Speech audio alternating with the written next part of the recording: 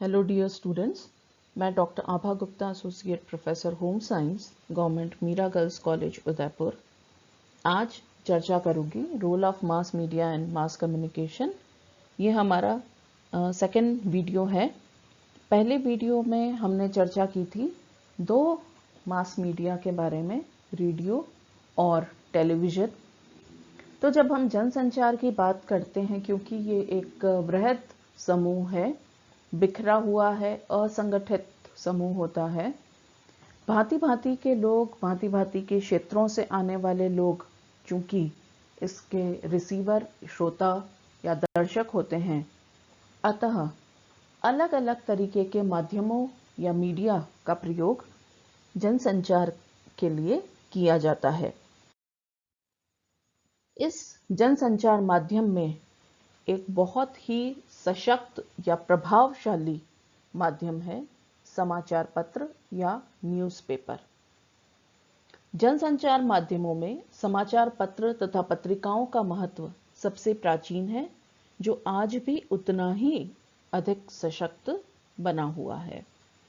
विश्व के सभी देशों में प्रायः पढ़े लिखे व्यक्ति समाचार पत्र को पढ़ते ही हैं। समाचार पत्र लोगों को घटनाओं की जानकारी ही नहीं देते, बल्कि मनोरंजन, सूचना, शिक्षा, ज्ञान आदि भी देते हैं। भारत में पहला समाचार पत्र 29 जनवरी 1780 ईस्वी में प्रकाशित किया गया था, जिसका नाम था Bengal gazette of Calcutta general advertiser.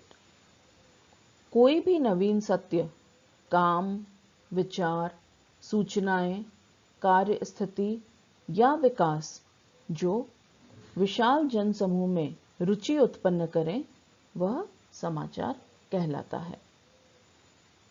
अब समाचार का क्या महत्व है? कोई भी समाचार तभी मूल्यवान हो सकता है जब वह समय से प्रकाशित हुआ हो। होता है ना कि घटना की, अगर मान लीजिए कोई घटना ऐसी है जो कि घटित हो चुकी है, लोगों में उससे संबंधित जानकारी प्राप्त हो गई है, उन्हें पता चल गया है कि ये विशेष घटना हुई है, और उस दिन वो चीज़ न्यूज़ में ना आकर के 2 दिन बाद अगर आती है, तो लोगों का उसके प्रति रुझान या इंटरेस्ट बिल्कुल ख़त्म हो जाता है। क्यों? क्योंकि सूचना या समाचार एक ऐसी चीज़ है जो कि हर व्यक्ति तुरंत प्राप्त करना चाहता है। दूसरा, समाचार का महत्व तभी है जब लोगों के द्वारा वो रुचिपूर्वक पढ़ा जाए। तो समाचार को रुचिपूर्वक कैसे बनाया जाता है? उसका हेडिंग या कैप्शन जो है वो बहुत प्रभावशाली होना चाहिए कि लोगों ने न्यूज़ पढ़ी नहीं, लेकिन उसका हेडिंग देखते ही, टाइटल देखते ही, या उसका जो है वो शीर्षक देखते ही लोगों की इच्छा हो कि अरे इसमें क्या न्यूज़ है, चलिए देखा जाए। फिर समाचार असाधारण होना चाहिए।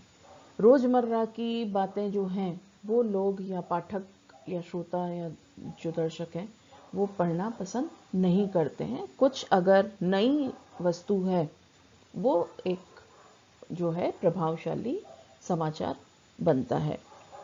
पाठक के लिए समाचार जो है वो महत्वपूर्ण होना चाहिए। मान लीजिए कि कोई घटना वेस्ट बंगाल में हो रही है और जो समाचार पत्र का पाठक है वो राजस्थान में रहता है।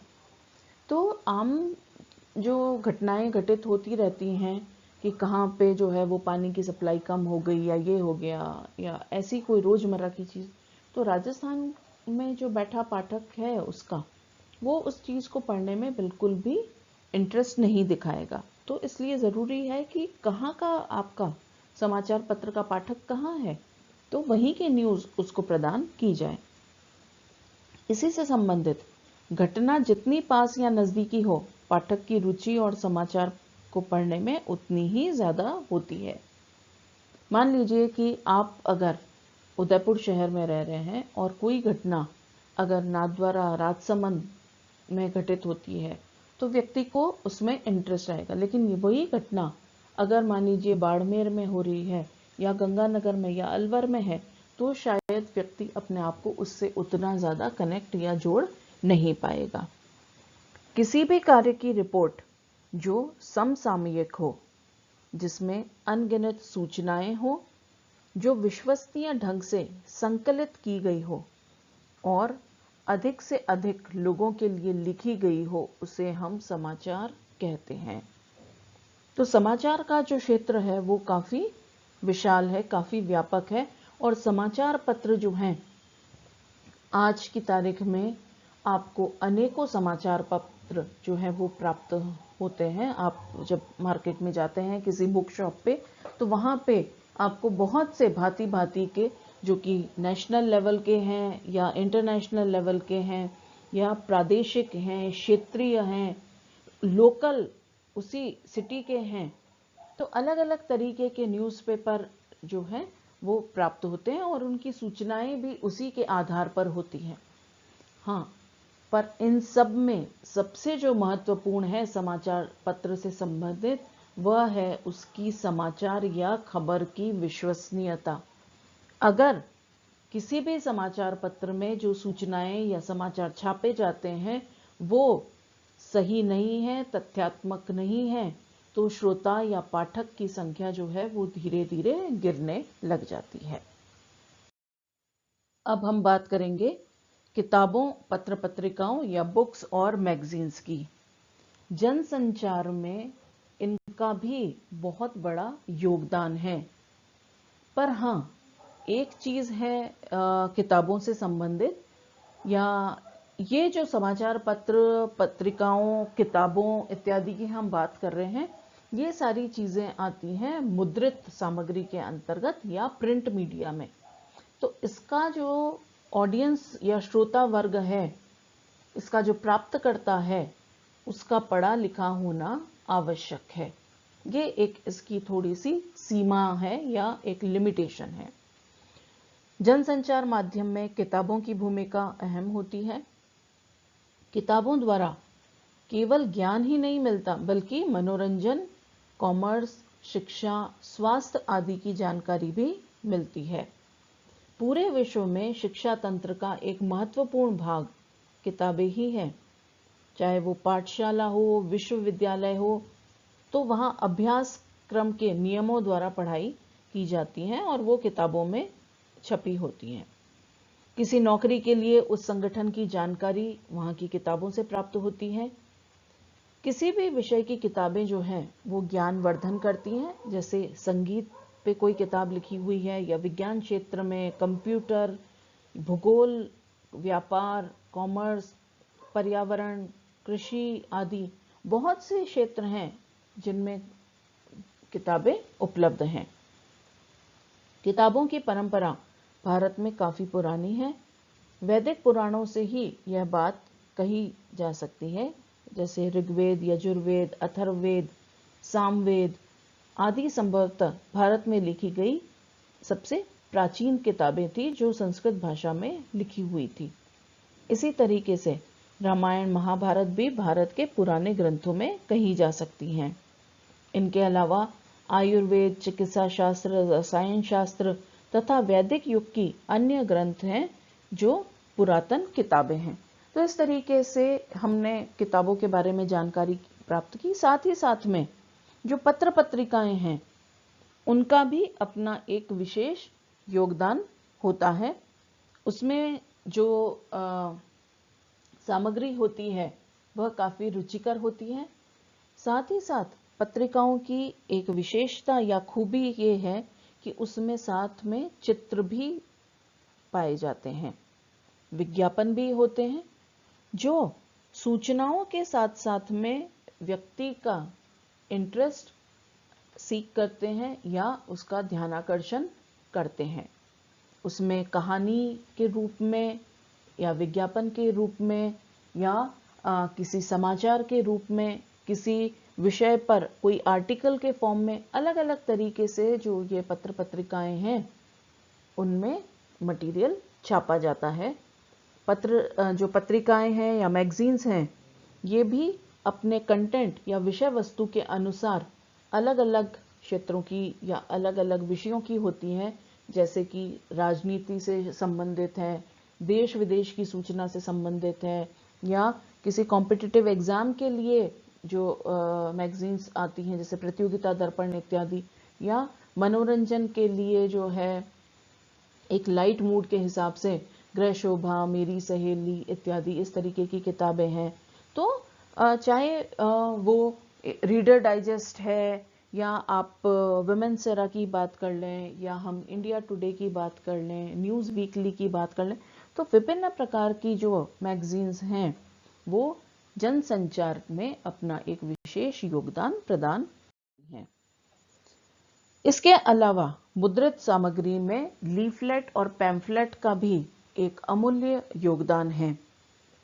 विशेषकर शिक्षा के क्षेत्र में इनके माध्यम से नवीन सूचनाओं, तथ्यों और आविष्कारों को कृषकों तक, गृहिणी तक, पशुपालकों आदि तक पहुंचाया जाता है। लीफलेट एक तय किया हुआ प्रपत्र होता है जिसमें 4 से 12 पत्र प्रश्न होते हैं, या बीच से ये सिला हुआ और स्टेपल किया हुआ हो सकता है। इस पर सूचनाएं मुद्रित रहती हैं। इसमें एक ही विषय से संबंधित सूचनाएं उपलब्ध होती हैं। हाँ, कभी कभी जो लीफलेट है वो एक ही पन्ने का भी हो सकता है। जैसे कई बार हम देखते हैं कि जब अखबार डाला जाता है तो अखबार के साथ में एक पन्ना बीच में से कोई कलरफुल निकल करके, येलो या पिंक कलर का निकल करके आता है, जिसपे कोई विज्ञापन होता है या कोई जानकारी होती है।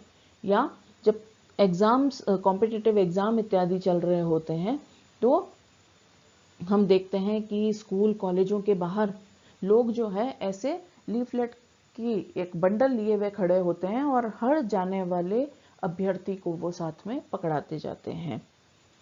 पैम्फलेट ये लीफलेट से थोड़ा ज़्यादा पन्नों का होता है। इसमें 12 से 24 पृष्ठ तक हो सकते हैं और ये भी मुद्रित रहता है, और इसमें भी एक ही विषय पर चर्चा की हुई होती है। लीफलेट, पैम्फलेट या बुलेटिन तैयार करते समय निम्न बातों को ध्यान में रखा जाना चाहिए। विषय वस्तु की उपयोगिता और लोकप्रियता को ध्यान में रखते हुए इनको बनाया जाना चाहिए। इसमें छोटे वाक्यों का प्रयोग किया गया हो, भाषा सरल हो, स्थानीय भाषा में चाहें तो इन्हें लिख सकते हैं। इन्हें आकर्षक बनाया जाए, इसमें कुछ चित्रों का समावेश किया जाए, और प्रत्येक चित्र जो है वो उसके विषय वस्तु से संबंधित ही होना चाहिए। साथ ही साथ कम वाक्यों का प्रयोग करते हुए वस्तु स्थिति को तर्कसंगत ढंग से समझाया गया हो, और प्रत्येक चरण जो है वो स्पष्ट होना चाहिए। सदैव ध्यान रखें कि लिखित सामग्री जितनी कम, छोटी होगी, सरल होगी, उतनी ही रोचक ढंग से पढ़ी जा सकेगी। अब हम बात करेंगे सबसे क्रांतिकारी आविष्कार, जो कि न केवल जनसंचार परंतु प्रत्येक तरीके के संचार को जिसने बहुत अधिक प्रभावित किया है, कंप्यूटर तथा इंटरनेट। आधुनिक जनसंचार माध्यमों में कंप्यूटर का प्रयोग दिन प्रतिदिन बढ़ता जा रहा है। जनसंचार माध्यमों में मुद्रित माध्यम, श्रव्य माध्यम और दृश्य माध्यमों का प्रयोग अभी तक होता रहा है। कंप्यूटर के प्रयोग से मुद्रण कला को भी एक नया रूप मिला है। कंप्यूटर व प्रिंटर ने मुद्रण कला को आसान बना दिया है। तकनीकी आधुनिक यांत्रिकी ने समाचार पत्रों के मुद्रण साज सज्जा में आश्चर्यजनक परिवर्तन ला दिए हैं, जो कि 21वीं सदी में तकनीकी दृष्टि से क्रांतिकारी सिद्ध हो रहे हैं। अधिकतर समाचार पत्र कंप्यूटर की सहायता से बहुरंगी चित्रों के साथ वितरित किए जाते हैं। भारत में भी आज सभी समाचार पत्र पत्रिकाओं में कंप्यूटर का प्रयोग आम हो गया है। भारत जैसी बहुभाषी देशों में भारत भाषा की विविधता मुद्रण माध्यम में समस्या बन सकती थी, परंतु कंप्यूटर की वजह से आज किसी भी भाषा में टाइपिंग की जा सकती है। कंप्यूटर के साथ साथ इंटरनेट प्रयोग द्वारा समाचार को ईमेल द्वारा भेजा जा सकता है। ईमेल प्रयोग से किसी क्षेत्र में भी मुद्रित किया टाइपिंग मैटर का फाइनल रूप भेजा जाता है। इसके लिए विभिन्न पोर्टल की सहायता ली जाती है। इस पोर्टल पर ईमेल के अलावा समाचार, ज्योतिष, हास्य विनोद, कविताएं, शेरो शायरी, संगीत, कथाएं तथा कई कंप्यूटर गेम खेलने की सुविधाएं उपलब्ध रहती हैं। कंप्यूटर का प्रयोग जनसंचार माध्यम के हर क्षेत्र में किया जा रहा है। श्रव्य माध्यमों में रेडियो तथा संगीत सुनने के कई इलेक्ट्रॉनिक माध्यम आते हैं। किसी भी सर्च इंजन में जाकर ऑनलाइन रेडियो की वेबसाइट का पता लगाया जा सकता है और रेडियो की लोकप्रियता का आज यह एक बेहतरीन उदाहरण हो गया है। इंटरनेट माध्यम से रेडियो सुनने वालों को सिर्फ देशी रेडियो ही नहीं बल्कि हजारों विदेशी चैनल भी उपलब्ध हो जाते हैं। रेडियो एवं पत्र पत्रिकाओं के साथ साथ टेलीविजन, सिनेमा और विज्ञापन आदि जनसंचार के दृश्य माध्यमों में भी कंप्यूटर का प्रयोग बढ़ा है। टेलीविजन के सभी कार्यक्रमों को वीडियो कैमरे द्वारा फिल्माया जाता है और इनको क्रम में लगाने तथा अन्य कार्यों के लिए वीडियो ऑडिटर के पास भेज दिया जाता था पहले, परंतु अब कंप्यूटर द्वारा एडिटिंग का कार्य बहुत आसानी से हो जाता है। उसके लिए कई सारे सॉफ्टवेयर भी मौजूद हैं जो चित्रित किए गए दृश्यों को क्रमबद्ध कर देते हैं। कार्यक्रम के पहले कार्यक्रम का नाम, निर्माता का नाम तथा अन्य नामों को संख्या में बताना जैसे आदि कार्य भी इसी से किए जाते हैं। इन सॉफ्टवेयर की वजह से स्पेशल इफेक्ट भी दिया जाता है, जैसे कल्पनाशील या कल्पनाशील जो पात्र हैं, कार्टून आदि, ये वीडियो द्वारा बताए जा सकते हैं। आज कोई भी व्यक्ति वर्ल्ड वाइड वेबसाइट www संकेत का बटन दबाकर इंटरनेट का प्रयोग कर सकता है। इंटरनेट का महत्व क्या है? इसमें आसानी से जोड़ने एवं संपर्क करने की अनोखी शक्ति और अद्भुत क्षमता है। दूसरा, इससे दुनिया भर की खबरों को पल में जाना जा सकता है। तीसरा, व्यवसाय का यह एक बड़ा केंद्र है। इंटरनेट से जो भी चीज़ है, बहुत सी वस्तुएं आसानी से बेची या खरीदी जा सकती हैं। साथ ही साथ शेयर बाजार की जानकारी भी इंटरनेट से कुछ ही पल में ज्ञात हो जाती है। आज बैंक के सभी काम कंप्यूटर के द्वारा हो रहे हैं और बड़ी बड़ी बैंकिंग कंपनियां पैसों की निकासी और भुगतान सुविधाएं भी इंटरनेट से प्रदान कर रही हैं।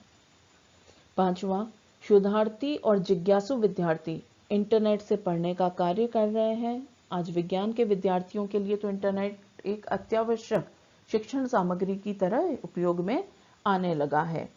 जो बच्चे PhD कर रहे हैं, उन्हें विषय वस्तु से संबंधित जानकारी या देश विदेश में उस टॉपिक से संबंधित क्या क्या रिसर्चेज हो चुकी हैं, क्या शोध हो रहे हैं, उसकी जानकारी इसके माध्यम से बहुत सरलता से प्राप्त हो जाती है।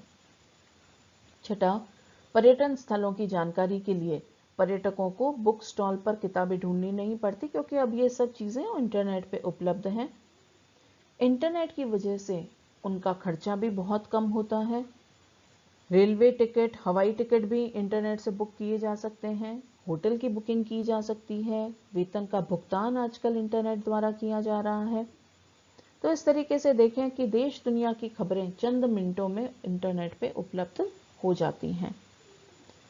तो इन 2 वीडियो में बच्चों हमने देखा कि किस तरीके से मास मीडिया या जन माध्यम जन संचार के कार्य में अपनी विशेष भूमिका निभाता है और हर माध्यम की अपनी कुछ विशेषताएं हैं और कुछ सीमाएं हैं।